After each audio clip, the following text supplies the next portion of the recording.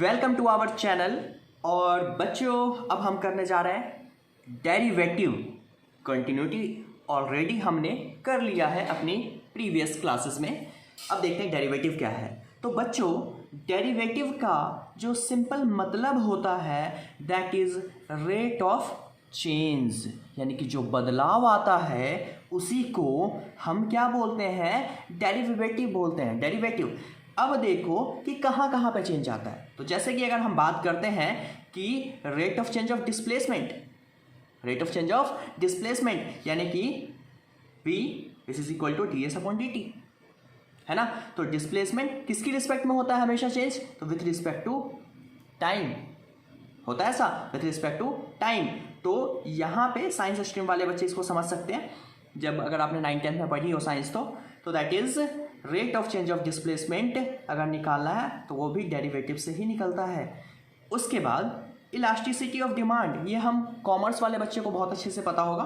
That is elasticity minus P of X D X upon D P. What is the X, तो X is the quantity sold या फिर demand, और P जो होता है हमारा प्राइस।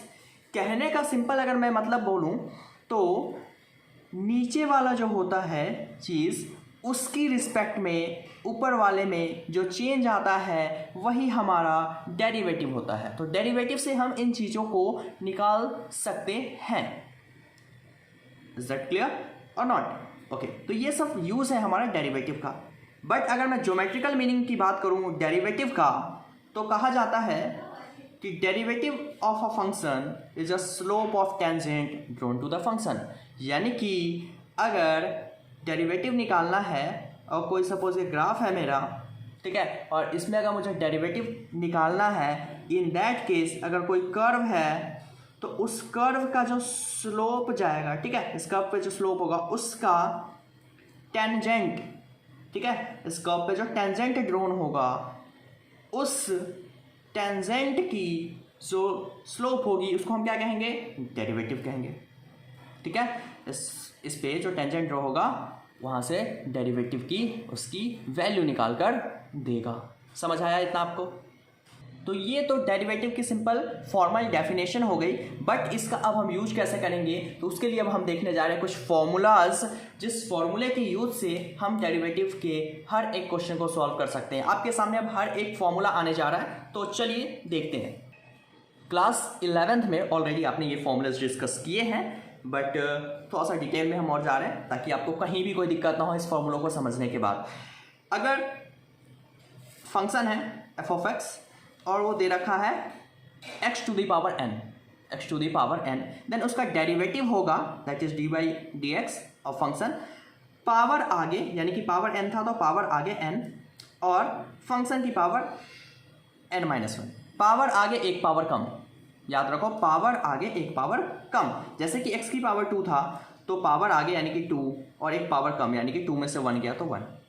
x की पावर 4 है यानी कि पावर आगे 4 और इस x की एक पावर कम यानी कि 3। और अगर फंक्शन सिंपल x है यानी कि x की पावर कुछ नहीं है तो 1 आगे, तो यहाँ पे अब क्या बच जाएगा, x की पावर 1 माइनस 1 यानी कि x की पावर 0, और किसी भी चीज़ की पावर 0 वो 1 होती है तो 1।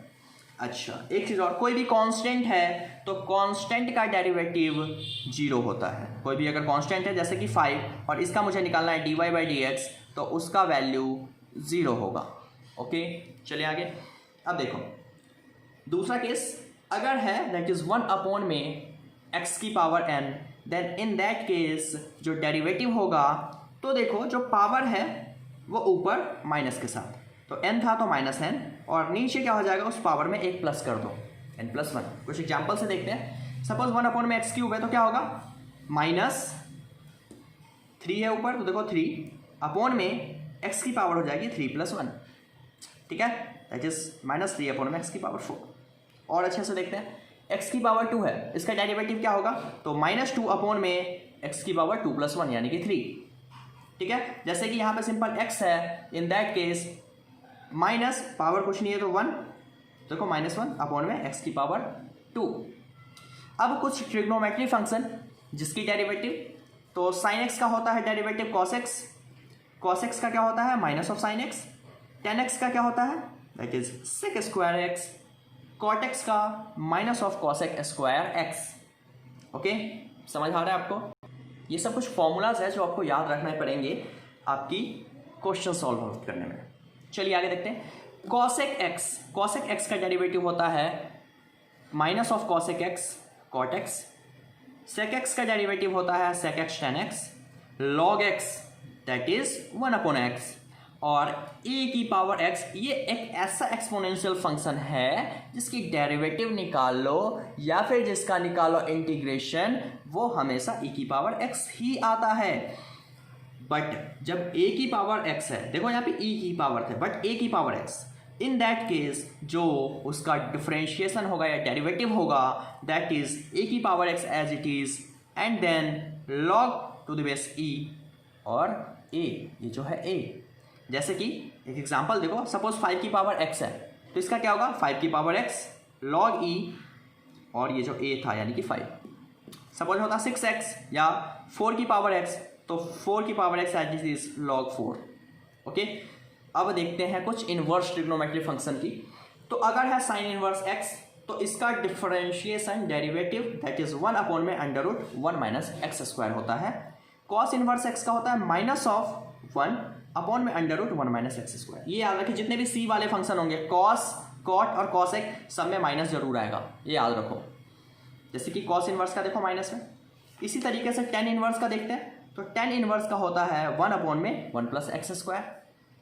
कॉट इनवर्स का तो फिर से पहले बोला माइनस आएगा और अपॉन में 1 प्लस एक्स स्क्वायर। देखो टेन जो है वही है, बस माइनस आ गया। साइन और कॉस, साइन का जो है वही कॉस का होता है, बस माइनस आ जाएगा।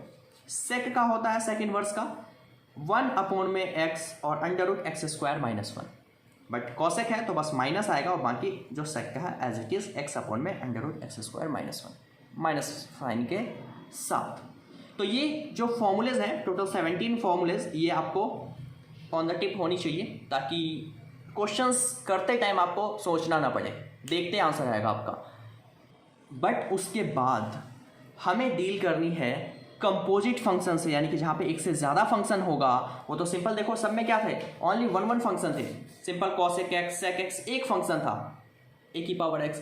बट अब अगर एक से ज़्यादा फंक्शन है, इन दैट केस हम कैसे डील करेंगे उसके साथ, तो वो देखते हैं। तो अगर फंक्शन है f x to the power n, देखो फंक्शन की पावर एन, तो इस केस में जो होगा डेरिवेटिव वो क्या होगा, पावर आगे एक पावर कम होता था, पावर आगे एक पावर, जैसे x की पावर 2 था, हम क्या करते थे पावर आगे एक पावर कम, सिंपल एक फंक्शन था। बट फंक्शन के अंदर फंक्शन, इन दैट केस इस फंक्शन का भी डेरिवेटिव होगा then f dash of x. समझ आ रहा है? 1/x और इसकी पावर n, तो क्या होगा 1/x का क्या होता था, तो भाई जो पावर होता था ऊपर जाके माइनस होता था और अपॉन में 1 प्लस हो जाता था, वही है। तो यहाँ पे देखो -n अपॉन में fx n+1 और फिर इस फंक्शन का भी डेरिवेटिव। जैसे अगर sin x था तो सिंपल होता था cos x, but sin x की जगह एक और दूसरा फंक्शन है, यानी कि दो अलग अलग फंक्शन। बेसिकली इस सबको हम चेन रूल कहते हैं कि फंक्शन और फंक्शन का। तो sin f ऑफ x, तो sin का होता है भाई cos और x होता तो x, यानी कि फंक्शन है तो फंक्शन, और फिर से फंक्शन का डेरिवेटिव मल्टीप्लाई में। इसी तरीके से अगर cos है तो cos का होता था माइनस साइन, फंक्शन है तो function as it is, and then function का डेरिवेटिव। tan fx का क्या होगा, tan का होता था sec स्क्वायर, फंक्शन है तो फंक्शन एंड देन फंक्शन का डेरिवेटिव। इसको आप x की तरह ट्रीट करो।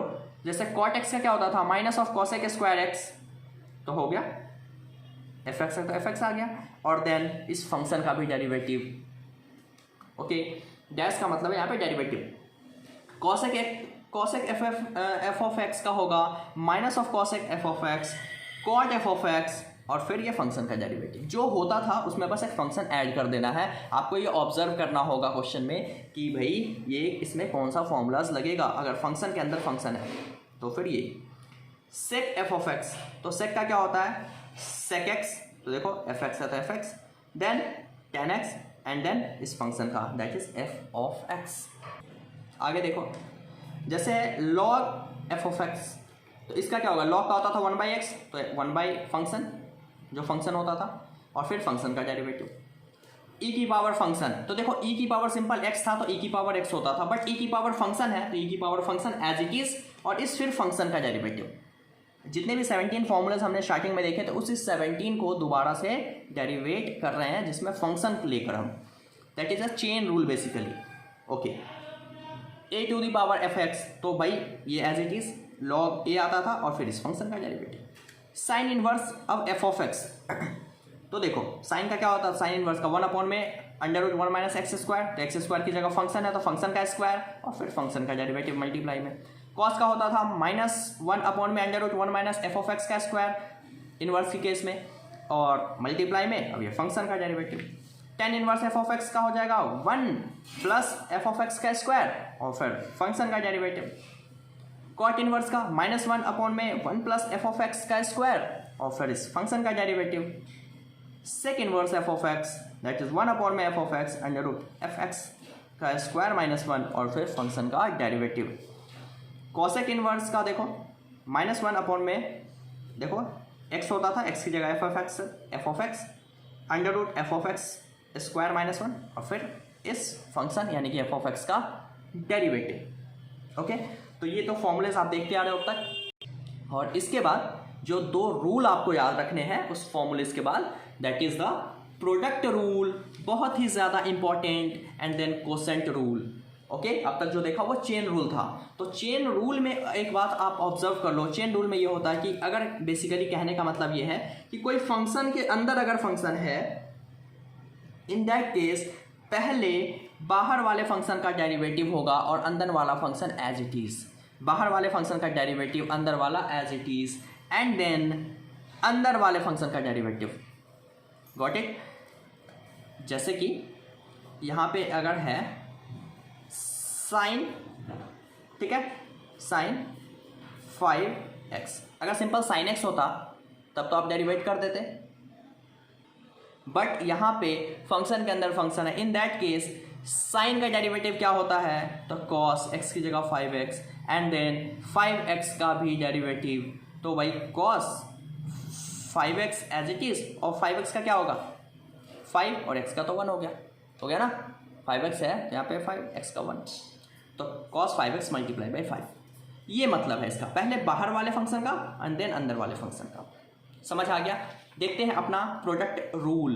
प्रोडक्ट रूल क्या कहता है, y equal to u v है अगर, ठीक है, कोई दो फंक्शन है, देखो तो dy बाई डी एक्स क्या होगा जब इसका डेरिवेटिव करेंगे, तो पहला फंक्शन एज इट इज, दूसरे का डिफ्रेंशिएशन प्लस दूसरा एज इट इज पहले का डिफ्रेंशिएशन। क्या कहा मैंने, पहला फंक्शन एज इट इज, दूसरे का डिफ्रेंशिएशन प्लस दूसरा एज इट इज पहले का डिफ्रेंशिएशन। Got it?